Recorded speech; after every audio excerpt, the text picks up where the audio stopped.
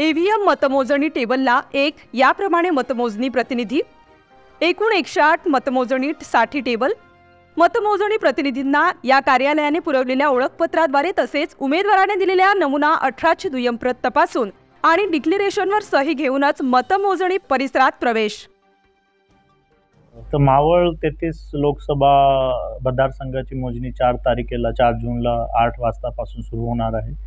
Total 113 table आपण मतमोजणीसाठी केलेली आहे.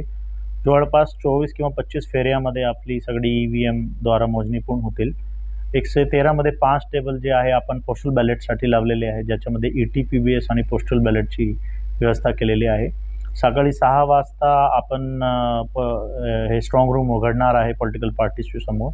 त्याच्यानंतर 8 वाजता मतमोजणी सुरू होतील आणि 8:30 वाजता आपली मतमोजणी EVM द्वारा सुरू होणार आहे. आम्हाला अपेक्षित आहे की संध्याकाळी 2:30 किंवा 3 वाजेपर्यंत आमची मतमोजणी पूर्ण होईल.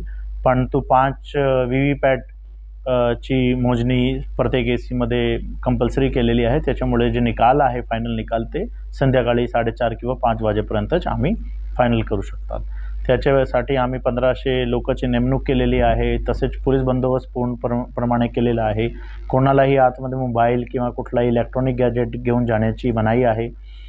सर्व पॉलिटिकल पार्टीज आणि मीडियाशी आज आम्ही संवाद साधला आणि त्यांनी ही सगळी सूचना दिलेली आहे आणि आमची ही टपाल जे मतमोजणीची प्रक्रिया आहे ते शांततेने पार पाडणार आहे याची आम्हाला अपेक्षा आहे. धन्यवाद.